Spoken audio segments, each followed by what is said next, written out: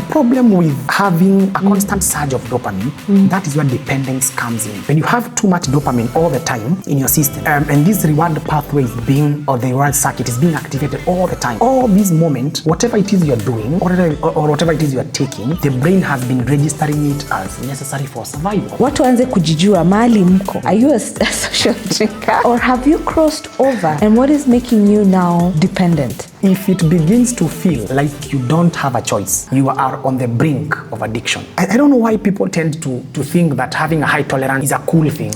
But there kuna hiyo misconception. Ati kuna joy this word that people say, nika lightweight. Like it's supposed to be a bad thing. It's a bad thing.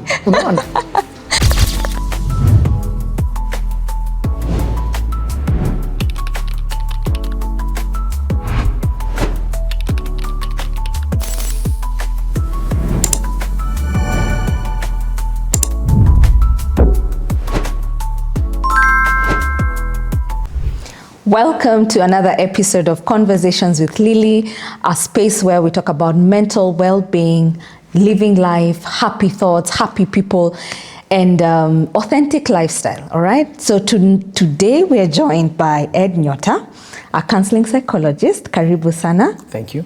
I'd like for you to introduce yourself. Okay, my name is Edwin Nyota. I am a psychologist, an addictions counselor, a mental health advocate, practitioner, and a trainer.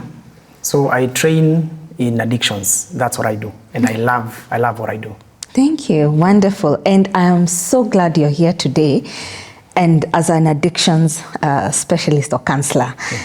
One thing is, I know we met over a conversation we were having about, addictions and the challenges, and we explored a little more about that.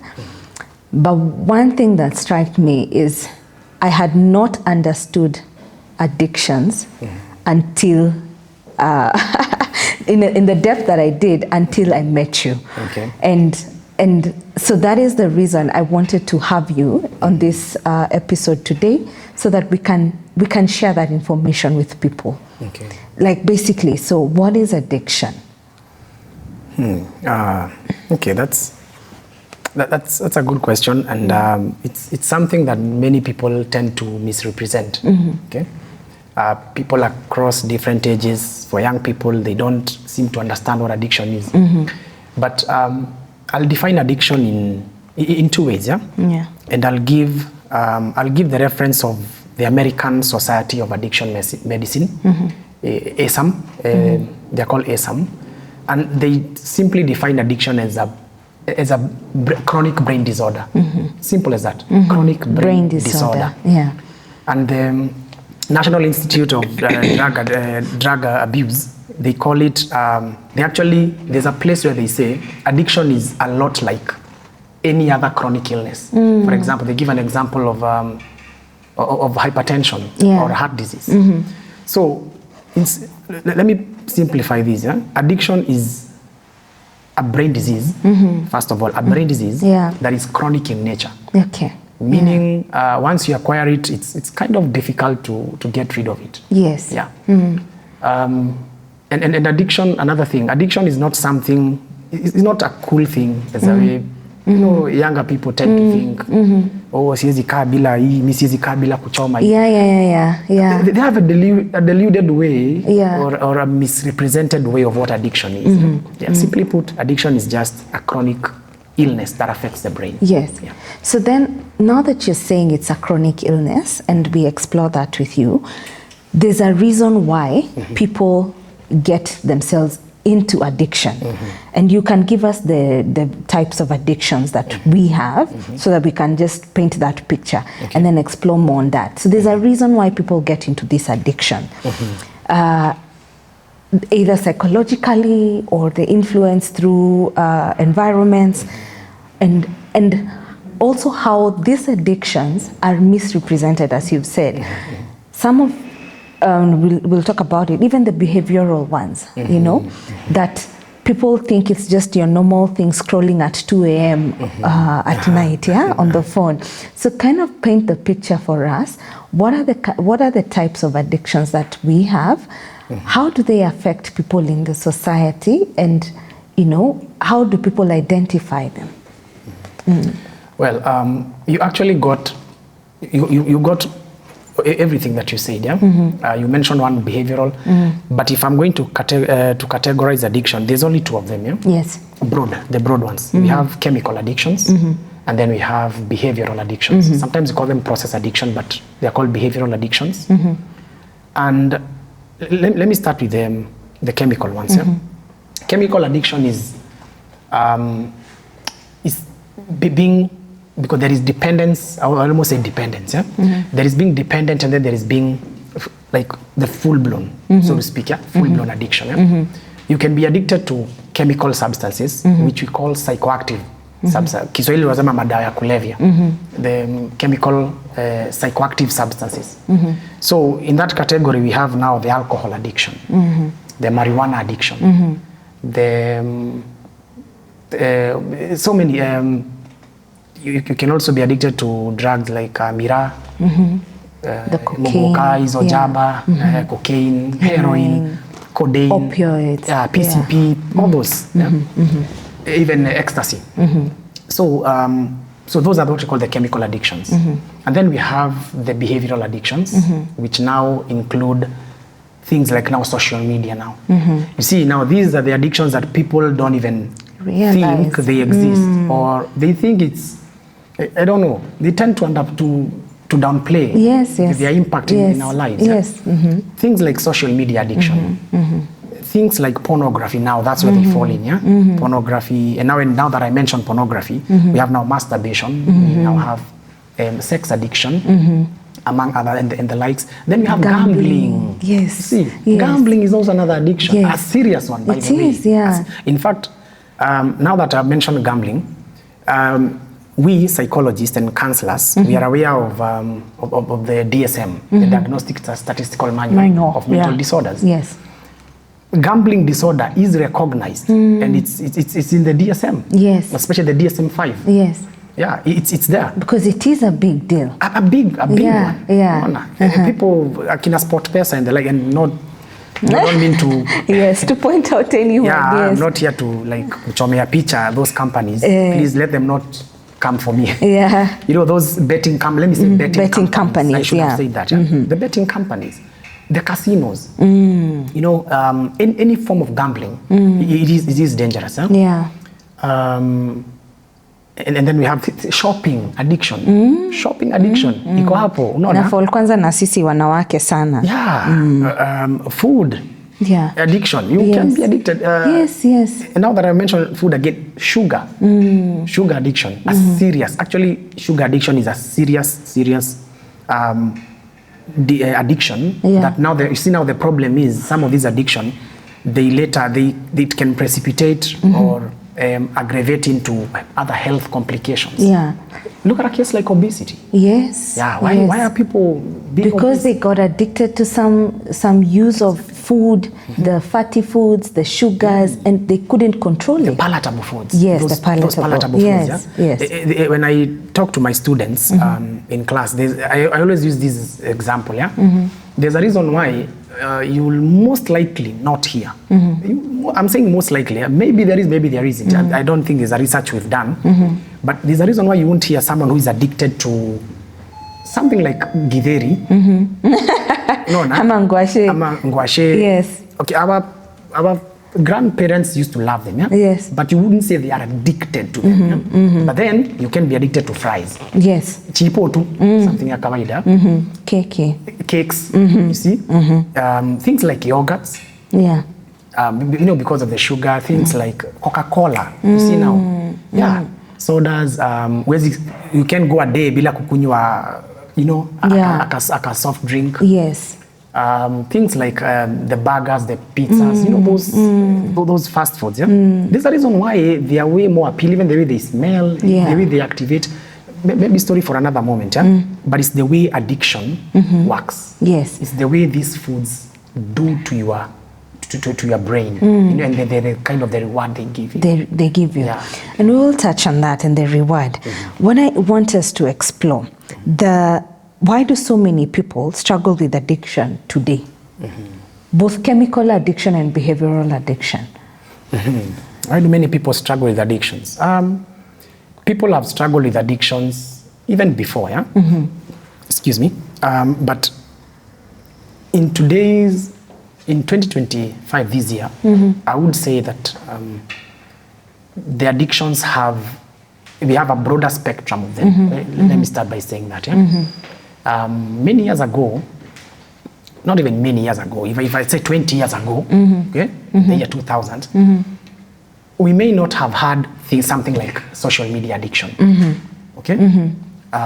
But things like TV addiction to movies and that, yes, hiyo ingekuwa hata kitambo. Yeah, maybe. Alcoholism back in the days, it was there, yeah, but the numbers in these recent days imekuwa mingi sana, okay? I don't know, I would say the reason why people are struggling way more than before, I'd attribute that to the exposure, first of all. Yeah? Yes, I agree Early with you. Exposure, yeah. And availability. And then today people have way more options of what to use or what to do. Yes, and even with their time. Exactly. Yeah. Let me give an example of social media. We're not here to demonize social media. Yes. It's important for us. Yes. We use it every other time. Yes. Technology, we need it. But you see, to some of us, it's our way of life. It's our hobby. It's mostly how we choose to pass time. Unaona? It's your lunch break. Yeah. What do you do for that 1 hour? Social media. Of course, unaingia uone kwanza udaku ya huyu alisema nini. What's new on this platform? Yes. Netflix and chill is the new, I don't know, it's trendy a new thing. Thing. Yeah, it's a new in thing. Yeah? When you have friends over and so that exposure and a lot of options of us to do. So once it becomes now part of our life, yes, now it becomes a problem. There's something about what addiction does to the body, the reward system. And you know, probably when people are battling addiction, and they do have instances where they struggle to stop, but they are unable. I mean, as an addictions counselor, you've gone through this process with several clients. What do you feel, and what do you see as this reason that makes people either struggle so much to come out of addiction, and even more so process the challenges that they go through, that chemical aspect, and the brain, the effect on the brain. Please let us know a little bit about that. Okay. Now, let me start here. Okay. Earlier, I mentioned that addiction is a chronic brain disorder. Yeah. Okay? And the ASAM, actually, the American Society of Addiction Medicine, clearly describes, and even other scholars, they've clearly described, even scientists actually. In fact, I tell people, even all my clients, I tell them, take time to go and do some reading or some research about what I'm telling you. Because many of them wanasemanga, hai, uko shule Kenya unasema, hii story ya jaba. I'm like, no. No. So this is what happens. Yeah? In our brains, now let me get a bit more technical. Yeah, please do. Yeah. In our brain, we have several parts that control several functions, different functions. Yeah? We have parts that control reasoning, thinking, others speech, others balance, others the drive, you know, those instincts to survive, you know, and many others. Vision, hearing, memory. Yes. Now, we have a part of our brain that scientists or experts called it, they named it the reward pathway. Now, that part of the brain that is called the reward pathway, it's the one that basically gets activated by things that we need to survive. Okay? Let me start there. When this part is activated, the brain, remember the brain learns. It learns. And that's it, unasoma, you jua kutembea and all, you knew how to ride a bike. Yeah? The brain learns and adapts. So, once you activate that part, what does that part of the brain tell you? It asks, first of all, inajiambianga, should we do this again? Whatever it is that we have done, should we do it again? Should we do it again? Yes. Should I take this thing again? So, unfortunately for this part, it is the same part that is now activated by things that we need to survive. You see, when you eat some food, when you When you drink some water, you see, water is life. We need it to live. Yeah. Yes. When you sleep, when you're so tired, you sleep. You know, those are the parts of our brain, the part of the brain that it was meant for such functions. Yeah? But now, drugs, all psychoactive substances, and what we call pleasure-producing activities, they also activate this part. Now you see where I'm going with this. Yes, yes. Sasa unaona, when you take some alcohol, when you smoke some weed, unaona sasa the brain will register that as necessary for survival. Yes. So should it do it again? Yes. Yes. It will. And that's why it produces pleasure. But now the difference here is, when you drink some water, when you eat some food after you are hungry, the reward that you will get and the pleasure that you'll experience, the amount of, and now this will introduce the term the brain chemicals. We have the brain chemicals. The amount of brain chemicals that gets released from having a glass of water after a period of thirst, intense thirst, is not the same amount you'll get from, say, a few shots of whiskey. Yes. You see? Yes. Or some cocaine. No, it's not the same. Because these drugs, they go directly into the brain. Yes. They cross a part called the blood-brain barrier. Excuse me for being so technical. No, and sometimes it's important, because I'm sure when people look at this, I want them to understand addictions. Yeah, they want them to understand it fully, so that there are no misconceptions. Exactly. So thank you. So when if you look at our brain, and again, I always tell people, go do some reading. Hata kama utaelewa kila kitu, you don't understand. Just get what you will get. Our brain is protected by a thin membrane called the blood-brain barrier. Okay. Now, these all psychoactive substances, they have that potential to cross through the blood-brain barrier. Maybe because of a tiny molecule, or they are fat soluble, something called lipophilic. The moment it crosses the blood-brain barrier, it means that it will affect your brain chemicals directly.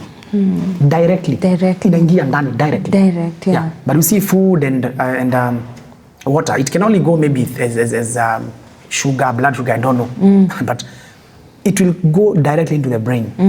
And that means that the part where, now I'm going to remind us and our viewers of our high school biology. If we can recall that topic. Unakumbuka topic ya biology ulikuwa unafunzwa mambo ya the neuron, how the neurons operate, how these brain chemical. Now, when these drugs cross there, they go and they can affect these brain chemicals directly. Maybe by preventing something we call reuptake, whereby now they cause a flood. Unaona zinakuwa kwa wingi. The brain chemicals, they cannot be metabolized, and the reuptake cannot happen. Okay. Sometimes they can prevent. They can mimic. Sometimes they can mimic their action. Yeah. So when I say that drugs can affect the brain chemicals, I literally mean that they will cause them to be released in huge amounts. And some of them, include dopamine. Dopamine is the most famous. Yeah. And you know, people abuse that things like, hey, I want a kick of dopamine. I want to boost my dopamine. You see now. So please tell us the kick and the boost of dopamine and what effect it has on people. I want a rush of dopamine. A rush. Others include serotonin, norepinephrine, another one called epinephrine, by the way, also called adrenaline. Ziko mingi. There's many of them. But this particular dopamine, actually, dopamine has been linked to so many mental disorders. Something that we're probably going to mention later, because the effects. So many mental disorders have been linked to either too much of it. Now that's the danger many people don't understand. Either too much of it for a prolonged period of time, or too little of it. Because again, ikienda chini sana, especially together with serotonin, another one called serotonin, depressive disorders tend to show up. Tend to show up. So the problem with having a constant flood, let me use the word flood, a constant or surge, a constant surge of dopamine, that is where dependence comes in.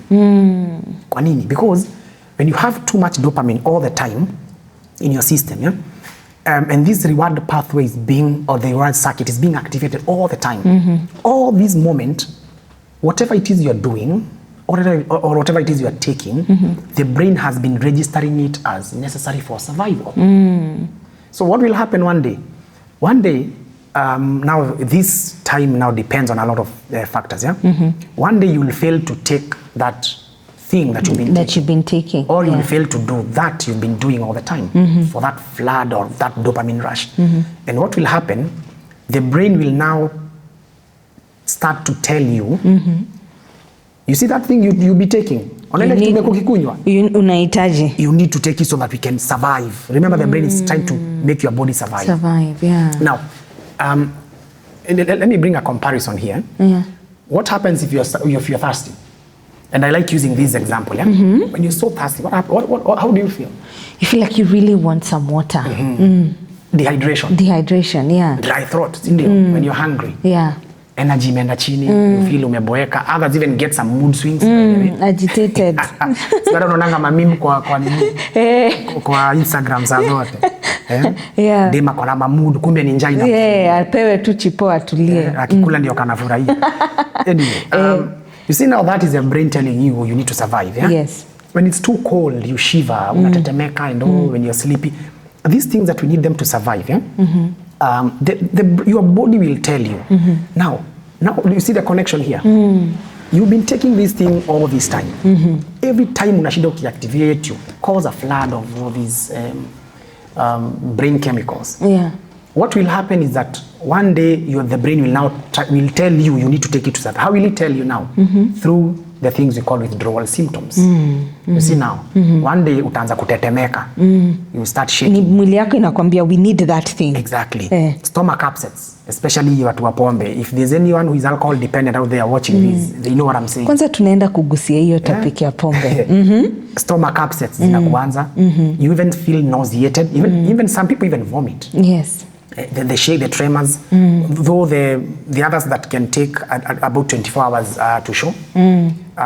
Others will experience headaches. Headaches is one of the most common. Yes. Even the ones who are addicted to caffeine and whatnot, they begin to feel headache. Yeah. And then now, remember that constant flood of dopamine? When you don't take drugs, or when you don't do that thing that you've been doing to survive, you've been showing your brain that we are surviving, yeah? In normal, someone who is not dependent on anything or any substance, when you don't, your brain chemicals are normally on a normal level. Balanced. So to say, yeah? Lakini sasa for that person who have been constantly spiking it, yeah. Once you now don't take the drug, they don't go to that balance level. They now go below and beyond. They go way low. They dip. They go, chini sana. They get severely depleted. And that is what causes those depressive-like episodes when they are withdrawing. Yes. And that's why, especially for people who abuse stimulants. Cocaine, for example. Let me use an example of cocaine. Cocaine is notoriously known for causing suicidal, ideations, and even successful suicides, by the way, to people who are withdrawing from cocaine. All psychoactive substances, not just psychoactive, all addictions, anything that you are dependent on or addicted to. You look at the person who is now coming out of it. Okay, they need that help because now the body needs to adjust. Because wanaendanga through a kind of a depressive episode, and sometimes it can get like really serious, especially if there are some other underlying issues. Yes, true. It can get really serious. Some people are known to attempt suicide. Yes, I've had clients who are telling me they are suicidal. They feel as if mimi nimefika mwisho. And it's because these brain chemicals have dipped, things are playing in their psychology, and now they will need this thing to survive. What if they don't access it? If you mean if they go through the entire withdrawal phase? Yes. Well, that's why they need help. Yeah. I'll say this, they need help. And there is help. There is help. There is help for our viewers out there. There is help. If you're withdrawing from alcohol, for example, or any drug, but let me use alcohol as a primary example here. But I'll stop you before we get to that. I want, because you've mentioned alcohol, and it's a sensitive topic that I want us to, harm on to. I want us to tell the viewers, how do you know you're addicted to alcohol? You know, the tolerance, the withdrawal, let us paint the picture to them, because there are people who walk around and you know the different stages, even the social drinkers, ni raha na mzaha until you just cross over to the other side. So now let's take alcohol as something we can explore more on. How does it start? Okay. There's someone who of course meets you for a casual drink and that's it. They will only occasional drinkers. Okay. You know, take us through those stages. So people when they are viewing, watu waanze kujijua mahali mko. Are you a social drinker or have you crossed over? And what is making you now dependent? I'm laughing because there are so many people out there who call themselves social drinkers. Yes. But actually they are not. They are not. They are not. They are not. Now there is a famous you need a slogan, statement, but there's a adage. There's a famous adage in addictions field, and I believe all my addictions therapists out there, they know. It goes like this, yeah? And please, our viewer, pay attention hapa. If it begins to feel like you don't have a choice, you are on the brink of addiction. Please say it again. Let me say that one more time. One more time, please. If it begins to feel like you don't have a choice, you are on the brink of addiction. Wow. No. Yeah. And that's what happens. Yes. You see, let's break it down. Nobody wakes up and start drinking alcohol today for the first time, and then kesho you're addicted. No. That's not how it works. Okay, maybe for other drugs like opioids are a bit different. Their dependence tend to peak very, very fast. Lakini for alcohol, because alcohol is the most beloved drug out there, it takes time. Yeah. But again, the time it takes for people, again, is different because of what we call underlying factors, particularly predispositional factors. Inaanzanga hivi. It goes through stages. Okay? And I'll get to the part where how do you know you're addicted. Inaendanga na stages. It starts with experimental, of course. The name experiment ka drink hivi. Exactly. Especially ukiwa teenager, adolescent, or in campus for some people, maybe because of a few factors here and there, ali experimentia campus, or college, or that 18, umefika 18, yeah? And that's just experimenting. Na ndio utapata mtu siku ya kwanza akikunywa, they might vomit the first time, headaches, anachukia. But now, once you experiment, once you have identified, by the way, umesmoke fegi mara kwanza, cigarette, you might not like it, or you might like it. Weed siku ya kwanza, you'll hear people tell you different stories. You're just experimenting. Once you experiment and you find out that, by the way, I kind of like that feeling. You see, you will go to the next stage, which is called now social. Now, the social stage, also called occasional. An occasional drink hapa na pale. This is the stage that is mostly misrepresented. I promise you, so many of our dear Kenyans who are out there, they identify themselves as social drinkers, but they are not. Or occasional, I just drink occasionally. Now, for you to be an occasional drinker or a social drinker, the key difference between this and the next stage is that if you're a social drinker, in many cases, it is the opportunities to drink that normally finds you. You are not the one seeking the opportunity to drink. Yes. That's the major difference here. And occasional drinker or social drinker, these are the people who will mainly drink on, the name itself, on social occasions. For example, on a wedding, rurashio, a dowry, graduation. Initiate kama sasa tumeelekea the circumcision period for several communities in our country. There'll be some drinking. We are headed to Christmas season. It's around the corner. Some celebrations will happen. Exactly. So that kind of drinking in social occasions, we udu to opportunity tunakupata. Niseme na our people will understand. Ka opportunity kamekuja. Ni birthday yangu. Umejikuta hapo. You take one or two. Yes. And again, the key difference here between the social stage and the next stage, I'm going to mention, is that there's something we call tolerance. Tolerance. In addictions language, again, tolerance means a bit something different. Yeah? Tolerance means the amount of, the quantity. Yeah. The quantity of a drug you need to take for you to experience the euphoria or the high. The same kind of high. Exactly. Yeah. Or sometimes the same amount of alcohol you are drinking, it will diminish the effect. So you need to drink more and more for you to be high. Simply even inamaanisha. And again, before niendelee, you see that tolerance. I don't know why people tend to think that having a high tolerance is a cool thing. But there kuna hiyo misconception. Ati kuna this word that people say, nika lightweight. Like it's supposed to be a bad thing. It's a bad thing. Yes. Our people. I don't know. So mtu unadharauliwa in a circle because wewe ni lightweight. Unakunywa kadogo unalala. Unakunywa kadogo unalewa. That's something to be proud of. If you only take something small na uko fiti, you should be proud of it. Yes. Lakini kama wewe uko hapo na unakunywanga mzinga mzima peke yako. Na unajiboost hapo. Ole wako dear viewer. Yes. Okay? On a light note anyway. But you see, someone who is a social drinker, tolerance yake haikuangi juu. It's somewhat a bit lower. Yeah. Unaona?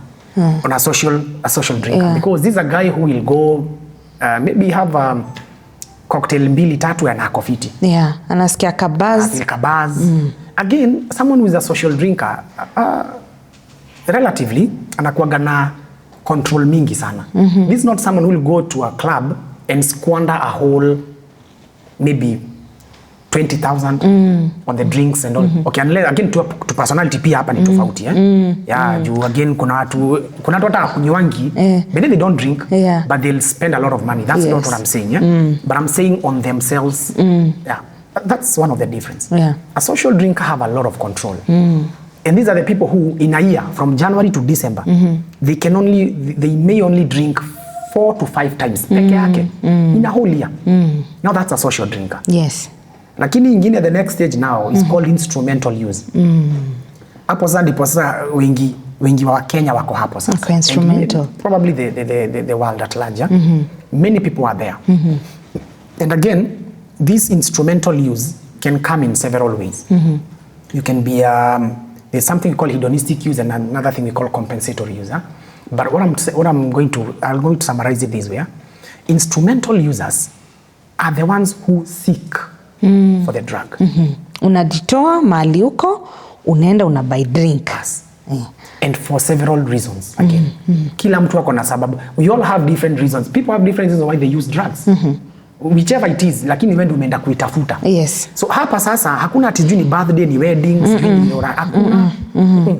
Unasa especially tabia ma weekend. Ka Friday night. Kwanza ka Friday kakifika. Kenyans love Friday so much. Yeah. The other day we came from a very long holiday. Yes. Very long by the way. Kuna mtu alilewa the day before the holiday started. Na alikuwa sober the day asubuhi ya kwenda job. That is not a social user. Yeah. You are not a social drinker. I promise you. That's not social drinking. So instrumental users are the ones who seek. Unaenda ka Friday kakifika unafurahia. Unaenda kuchafua meza. Monday will never come. Yeah, ndio wao. And these are the ones who, and by this time you are kuchafua meza by the way. And by this time you'll notice that by the time umekuwa instrumental user for a period of time, tolerance yako imepanda significantly by the way. Yes. Yeah, hapo sasa utapata mtu ana mzinga mzima, unaweza atachafua. But you don't have to be dependent for you to drink all that. Yeah. You don't have to. No. Lakini sasa hapa kwa instrumental use is when now things may start. Even you yourself utaanza even you unajua you huwezi jidanganya, you cannot lie to yourself. By the way you kunywa by the way. Unajidanganya, una try kujifanya. No. Ati mimi I play hard, I drink hard and I play hard, but I also work hard. That's what like Kenyans are giving themselves squeeze. So you have comforted yourself by the way. Unajaribu kujicomfort. But many of us tunakuanga hapo. Many people are there wanakuanga huko instrumental. Yes. And that is the time when you might, and by the way, again, depending on the prevailing circumstances, again, I repeat, people drink for different reasons. Yes. Kama ni Juni Friday when ni lazima, for those of us who love football, huwezi ona mechi kwa nyumba, it's boring. Unaona, lazima uende somewhere out. Na ataka utaona kwa nyumba, you have to have your boys and the girls, watch it as you drink. Others might drink because of pale mbeleni nilisema something about compensatory use. These are people who drink, to get rid of boredom, anxiety, feeling, maybe aliachwa nini ashaanza kukunywa drinks. Yeah. Now there's this tipping point. So after instrumental, how then do you easily fall over to... Remember when I said that when it begins to feel like you have no choice, inaanzanga hapo. Imagine, again, instrumental users are not addicts or they are not dependent yet. Lakini, okay, let me start here so that ikuje vizuri. There's a moment I say that addiction, according to the ASAM, and the disease model, this we call the disease model of addiction, they say that addiction is a brain disorder, a chronic brain disorder. Yeah. And hapo wanarudi wanasema it kind of robs you of your will or your choice. Let me use the word choice here, okay? Choice. And ndio nimesema if it begins to feel like you don't have a choice. Sasa there is something we call the switch, okay? Inaendanga hivi. It gets to a point now out of this constant administration of the drug, kumbuka behind the scenes, behind the scenes, something is happening in your brain, and the brain chemicals. There's a lot going on in there that you can see. Wewe ni kukunywa, kujibamba, ngoma, sherehe hivyo. And this has been going on for some time. What you don't know is that behind the scenes, what I explained earlier about what the addiction does to the brain, the brain chemicals. Yes. Once it may happen, like a switch happens. Now, the reasons why you are drinking or using drug or whatever it is you are doing, the reasons that you are drinking will now change. Whereby now, itafika mali sasa hauna choice, you really have to take. Kwa sababu gani? The brain has gone through neuroadaptation. The brain has now become adapted to that the psychoactive compound in every drug. Kama ni weed, it's called THC, tetrahydrocannabinol. Kwa pombe, it's called ethyl alcohol, ama ethanol. Okay? And many others. Watu wa jaba, they have the caffeine and the cathinones, which by the way, they are derivatives of amphetamine. And that's something many people may not even realize. Hiyo jaba hiyo, what makes you high, that compound is a derivative of amphetamine, or a subtype, so to speak, subtype of amphetamine. In case you don't know what amphetamine is, go read about a drug called methamphetamine. Meth. So what happens is that now, the reasons for using, sasa itafika mahali, si ulikuwa unaenda kukunywa juu ni sato, kuna game ya Man U na Arsenal, ama game ya whatever, tumeenda kujibamba. Sasa, itafika mahali, you can't even wait for that Saturday. You can't. At weekend, Friday, itafika mahali, you cannot wait. It's no longer about having fun now. Yes. The imeshafanyika. The neuroadaptation has already happened, the switch have already happened. So what happens is, you are now going to drink, whether you like it or not, lest you suffer the severe withdrawal symptoms. Yes. Or what you call getting rid of the discomfort. You get psychological discomfort and physiological discomfort. So wait, is this the part where watu wanasema asubuhi msi anatoa lock? Bas. Na hiyo kutoa lock is another misunderstood term once again. Lazima nitoa lock. If you knew what kutoa lock is and you really have kutoa lock, I don't think you would want to associate yourself with that. Unajua kwa sababu nasemanga, I was once in campus, I was once a younger person back in my early 20s, 18s, 19s. We had that idea in our minds. This is all before we, I became an addictions counselor. We had that attitude that ukikunywa pombe, wamkena ka hangover that is, the best way to deal with the hang down yako ni upige tu shots asubuhi. Jump start. And somehow it kind of tended to work. But there's a danger of that, by the way. In fact, mimi naambianga my friends, and all my students, morning drinking it's a red flag, by the way. If you have to take a drink in the morning, it's a red flag. It is a red flag. Yes. It's a red flag. Kama wewe unaamkanga asubuhi unakata maji asubuhi, ati before 10, 11 uko mlevi. It's time take a drink. It's time to take a good look. Fanya self introspection. Jita kama mkutano, you are probably not headed the right way. Probably, And we are not here to judge, by the way. My viewers wasi feel judged. We are here to learn. Yeah. Now, Ushatoka instrumental. Sasa this other stage na nataka expound on it. Hii tipping point. Tipping point inakujanga hapa Again, it gets to a point whereby umeamka asubuhi, you're going to work kama kawaida, but unajipata unapata ka discomfort. It always starts to withdraw to the withdrawal symptoms. Tuna check in. Now this is what we call dependence now. You have become dependent. Not addicted, yet dependent. Because remember earlier on I said there's a slight difference between addiction and dependence. Kuna tofauti kidogo. So utaenda tu kama kawaida job, umeripoti kwa ofisi kama ni mtu ofisi, kama ni biani ya mtu wa biashara, kasaiba uende ufungue saiba yako. Let me tell you utafanya kazi. Ka withdraw katakuanza. Inaanza na tumbo. It starts with the stomach upset, discomfort, unasikia nausea kiasi, headache, sweating, profuse sweating inaanza, then dehydration fulani If you don't take itafika mahali a few hours later you might start shaking. We call it tremens, tetemeka hivi. You start shaking. And if you're not careful, ikiendelea zaidi, you might even start convulsing. Unaweza kupata ama seizures. Ukienda upige shot, unakuwa sawa. In fact, I like telling my viewers to go and verify some of these. Sometimes you talk things watu wanafikiria unajitungia. Unaongea tu zako.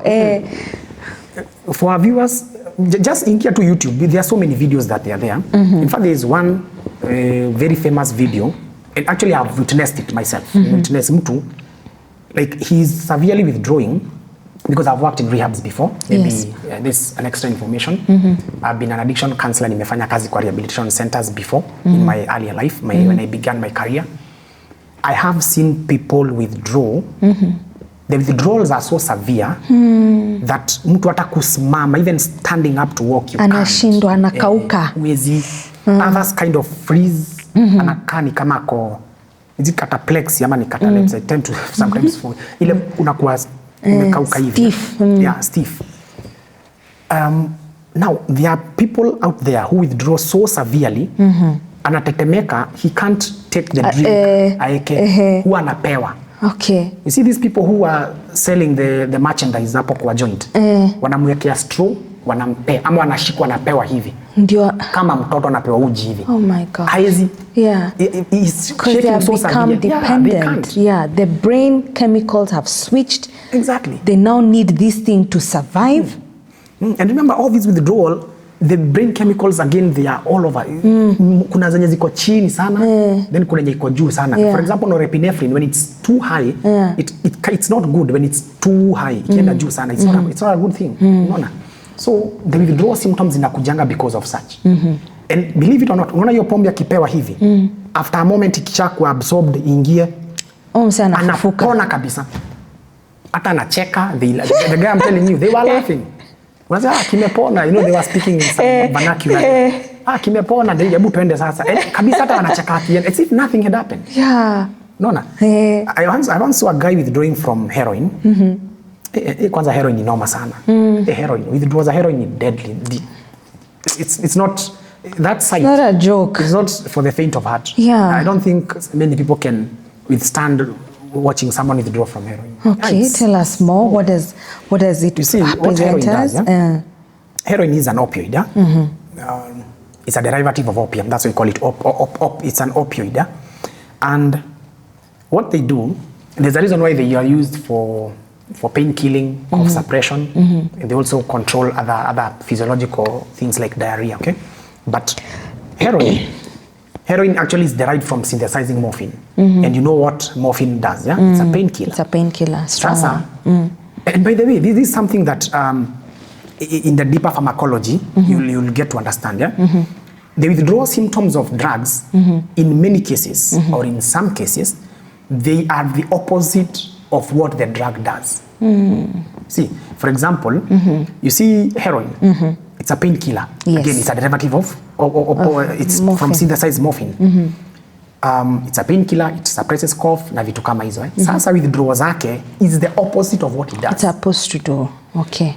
One of them, among the many, one of them is a runny nose. Runny nose, constant coughs. And then, of particular interest, what I wanted to say is that heroin the withdrawals, they tend to cause exaggerated or sensitivity to pain. An exaggerated sensitivity to pain. It's a painkiller. Sasa, what they do, the muscle cramps and the pain in the joints, sometimes they get so severe. These people literally scream for help. Yeah. They scream for help. Because now the pain that this drug was supposed to actually treat, the reverse is happening. Exactly. Now they are feeling the pain completely. Extreme pain. Ni mtu unamshika hivi ana scream. So now you're saying you've dealt with them in rehab centers. Imagine someone is going through that withdrawals at that point, na unajaribu hata kumshika. See now, alafu, now this is the thing, yeah? The guy, the guy that I remember witnessing the guy, yeah? He was actually smashing his head on a wall, okay? And so we were trying to hold him down. Sasa hiyo kumshika inamuumiza zaidi. Remember this back in the days? Yeah? Yes. I didn't understand what was going on. And of course, merchandise, he happened to access it, yeah? Yeah. Akasmoke, and he felt he was okay. Wow. In fact, alikuwa fiti. Yeah. So ako pale anacheka, unaumia sana anapa. I'm like, what's going on? Yes. This is back in the days. Back in the, I think I nilikuwa high school. I just happened to be at a place where I witnessed it. Yeah. So, because in my adolescent life, I lived a different kind of life. So mimi nashangaa. So huyu anataka unga huyu. And by the way, do you know he got so okay that it's like, am I the only one who is hooked about all this? Yes, because someone looks like they're scary, they're screaming, they're looking. In fact, me, I thought, delusional. At the time I thought ni mwenda wazimu. I thought he's psychotic. But he wasn't.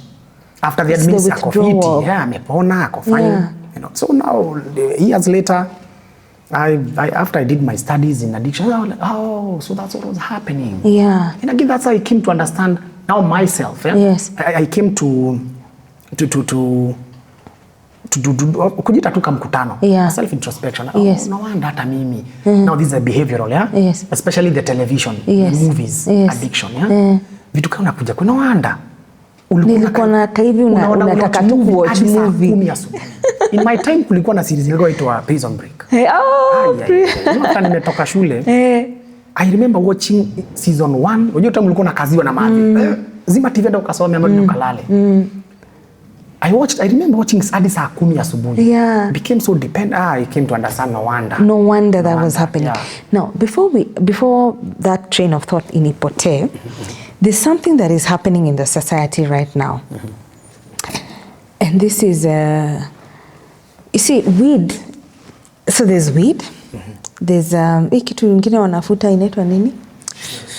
There's shisha, something else. Ingine, vape. Oh, vaping. Vaping, shisha, weed. There's something that is happening where more and more they're being laced. They're being laced. So msee anadhani ni weed anachukua, or you thinking it's vape you're doing, so it's just, your brain is just telling it's nicotine, but it's actually been laced with these serious substances. Exactly. Na watu wanaona ni mzaha huko nje. Yeah, I hope for exposing this we don't get in trouble, yeah? Yeah. Don't come for us, we're just educating. I'm here to educate. Yes. Please don't come for me, don't come for my life. Yeah? I'm an educator. A guy once opened up to me. Okay? He opened up to me and told me, actually it was a client, but of course identity withheld. He once told me that the way he got addicted to heroin, the way he found himself as a heroin junkie, and by the way we don't use the word heroin junkie, it's not a good labeling term. A heroin dependent is that alipatiwa fegi na msee, alikuwa anavuta fegi, he was smoking cigarette, but someone happened at some point in his life, kuna mtu alikuja akampatia fegi, akachoma, and he got the best high in his life, the best high of his life. Yeah. By the way, for those people who have taken painkillers that are opioid derivatives, yes, and I'm trying to avoid giving the names, nisipe watu ideas, but they need prescription, yeah? Juu watu kuinja wanajua kufake sana. There are some painkillers that have opioid derivatives in them. Okay? There's some, especially one called codeine. That's the piano example. If you've ever taken that painkiller, you know how it feels. It gives you a beautiful, because I was once prescribed a few years ago. A beautiful relaxation. Mzuri sana. In fact, you sleep like a baby. Unaipenda sana. So, and that's how they become dependent. Yeah. So this guy alipatiwa fegi, alifeel so good. So hiyo brand alipewa hiyo, the brand yenye alinunua, Embassy Kings or something. Yeye alikuwa mtu wa sporty. Sportsman. So alienda kaitafuta akanunua. Yeah. This is what he told me. Kuzipiga I feel, anafeel hapana.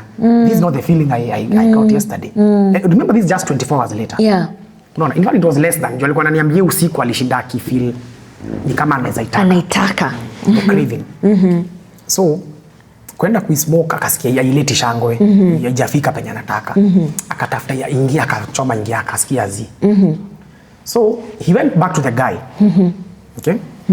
And now later on is when he found out this guy was one of the dealers. Even he find out later. Wow. Again, your identity withheld, yeah?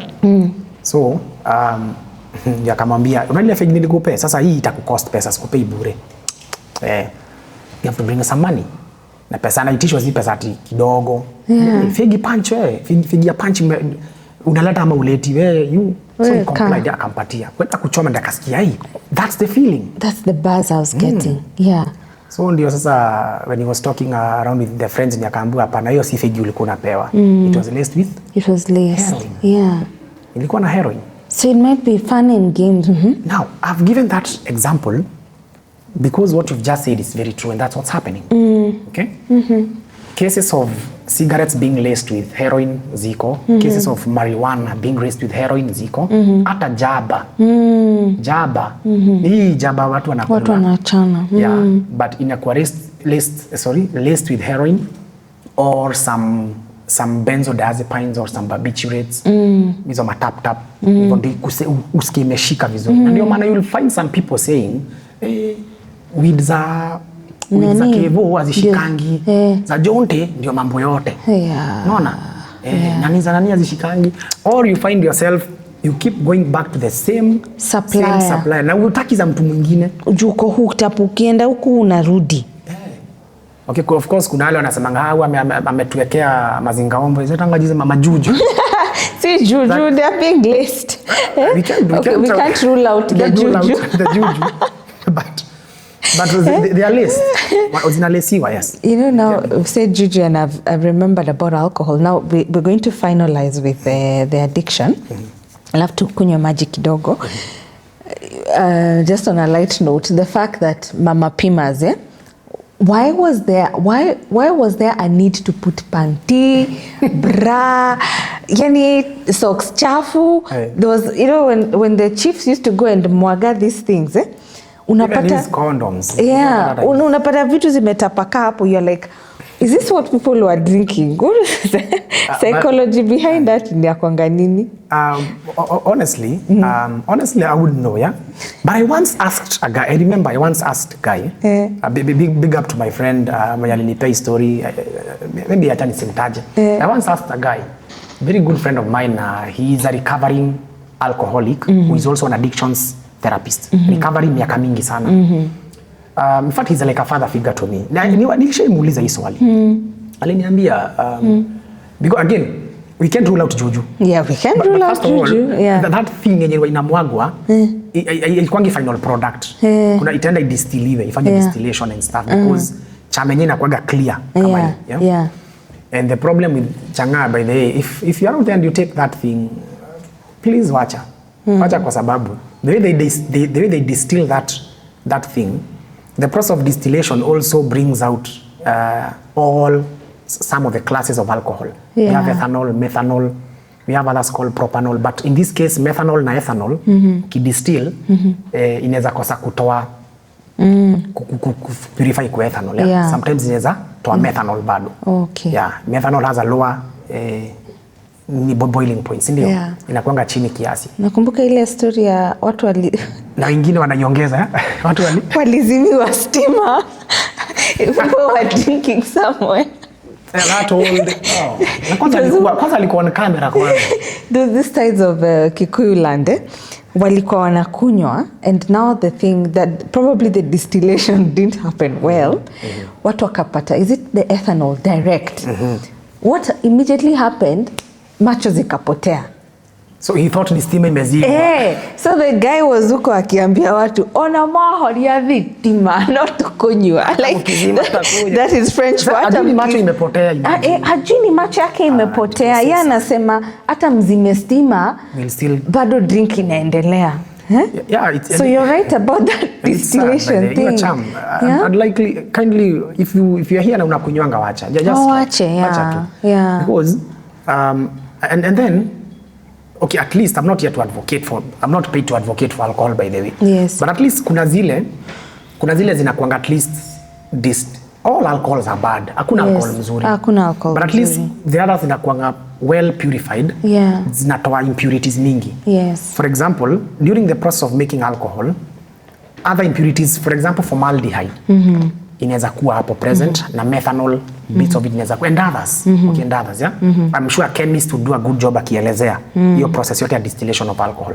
But for my knowledge, what I know is that during hii process ya kudistill changa, na ndio mnasenga watu walikufa. Some of them actually wanaongezanga. They actually add these toxic substances. Yeah? Ethanol itself is also a poison, by the way. It is an alcohol. All alcohols are poisons. No, maybe story for another moment. But all alcohols are poison. Okay. Ethanol is an alcohol. Methanol it is. There's another one called propanol. It is. Glycol. And look at the metabolites of some of these. Formaldehyde. So nasia dawa ya mochari. Nasia ndio formaldehyde. Ndio anaweka huko ndani pia. And it can use it, some people even use it for preservatives. Yes. Which is very dangerous. So if you take, the reason why methanol kills people actually, if you take methanol, now not ethanol, methanol, yeah, because ethanol is metabolized into another deadly compound, by the way. Yeah? I'll mention that later. If you take methanol, you will die because it is metabolized into formaldehyde and and formic acid. You know, inachomanga the retina of the eye. Unakuwa blind. Now that's what happened to the guy who thought stima zimezimwa. Yeah. Unaona? So ethanol is also, it's not that it's good also. There's a reason why we've been hearing this since we were young. Drinking of alcohol will cause liver cirrhosis. See about that? Yes. It will cause, it does. Yes. Because you see, when you take ethanol, it is metabolized into a compound called acetaldehyde. Again, for our viewers, take time to go and read more about this, watch some of this, so that you can see stories za jaba naongelelea. Yeah. Now, because we're going to take a break in 5 minutes. Tell me now, when does it become addiction? So tumetoka experimental, instrumental, social, instrumental. Sasa dependency. Ni wapi sasa past dependency? Utajua. I was about to curse, but I'm addicted. Okay, so I see we divert kidogo. Yeah. Now, tulifika pale kwa instrumental, sasa umekuwa dependent. You go through 3 dependencies, yeah? Physical dependence, social dependence, and psychological dependence. And the names actually explain themselves. Physical, sasa, you are taking so that you can get rid of the physical withdrawal symptoms. Psychological dependence, hapa ni kule kwa psychological, forms of psychological discomfort, depression, anxiety, pia the euphoria, the seek of the euphoria, okay? And then pale kwa social, because you cannot even function socially. And your man, most alcohol dependent people, or people who are deep in alcoholism, they wouldn't want to show up looking sober sana. Wanajishuku. Kale ka estima ta hakuna. Hakuna. But you see, when they alter their state of mind, wanapata kale ka confidence. And your man, an alcoholic akiwa high on it. You will see a very beautiful girl crossing by na hata approach. Na ile confidence. Oh, he's a bit high. Yes. Barakiwa sober, chances are confidence. Now, after the instrumental, you go now through the habitual stage or the habitual use. It's become a habit now. Habitual use, sasa hiyo ndio the dependence part. Okay, the equivalent of the dependence part. Because hapo sasa you are taking the drug because if you don't take, you're experiencing the physical and psychological discomfort for not taking the drug. And by this time tolerance iko on the roof. Yes. Hapa ni ile time unajipata unamaliza mzinga mzima, Na unasikia bado mtu ana usikii kitu. kreti mzima anamaliza, such people. Okay? And then further from that now, beyond that now, ikishatoka kwa habitual, utaenda ingia sa stage inaitwa compulsive use. Sa compulsive use ama compulsive stage sasa, hapa sana ile sasa umekuwa now totally addicted. Like the whole time. In fact, tunasemanga, all this person does is activities that will help you acquire the drug, then use the drug. And after you acquire and use, the whole time now you are recovering from its effects. Hakuna So hiyo tu ndio lifestyle yako? Maisha yako ni hiyo. Kunywa, Hivyo hakuna kitu withdraw, kingine. kuitafuta. Nothing else. Nothing. By the time umefika hapa kwa compulsive, unaona hapa mwanzo habitual.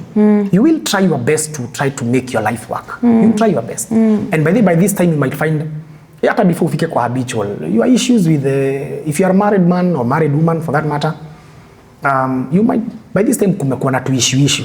Umekunywa sana hivi, but this time you are trying your best. And by this time kwa habitual, this is when the victim tries to get out of it, but anashindwa. Anajaribu kuacha, anashindwa. Maybe we'll talk about the criteria later. Anajaribu kuacha, anashindwa. Anacha, then you fika mahali wana give up. Unasema nimeshindwa kuacha. Because you can't just snap out of a dependence. Yeah. But if help is administered earlier or given earlier, they might get out of it. But pale kwa compulsive inakuwa ngumu. Now, okay? Umesema both men and women.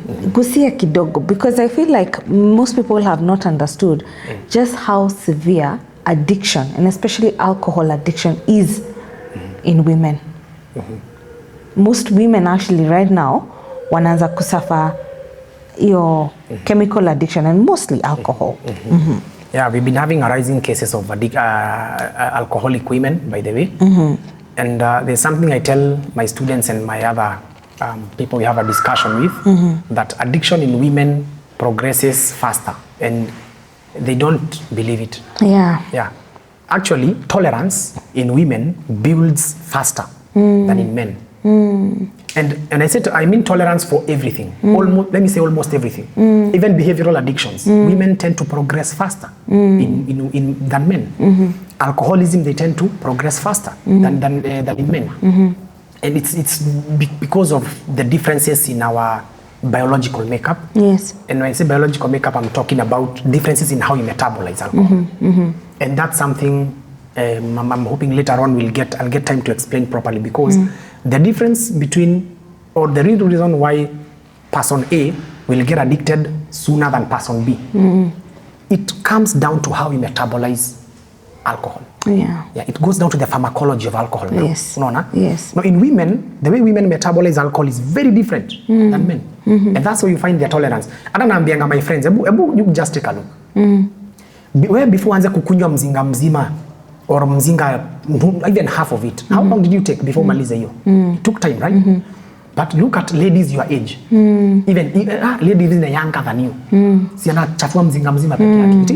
It's possible. I've been to parties in my early 20s. Yes. Where mzinga mzima, mademu wawili wanamaliza mzinga na bado hawatingiki. Ndio alikuwa anasema madem ni expensive sana. Gone those days tulikuwa tunaangushwa na black ice mbili. Ona. Yeah? Sasa watu wanataka mzinga na bado hawatetemeki. I know of others wana chase mzinga na chase yake hata si soda. Chase yake ni guarana ama snap ama sijui nini. Na kakingfisha. Hiyo sana ndio chase yake sasa hiyo. Yeah. You know, it's sweet. Yes. And kumbuka iko na 5% alcohol. Yes, still is. Oh my. Guarana na snap, they have 5% alcohol. Hiyo ni anatumia kuchase. Wow. Ed Nyota, what a resource. My goodness, the conversation has been good. We want to take a short break. I want to thank the Look Hotel for hosting us today and for the subsequent episodes that we've had. Asanteni sana. Please visit the Look Hotel, Cravers. It's in Thika. We'll be back right after the break. This conversation cannot end. We barely scratched the surface.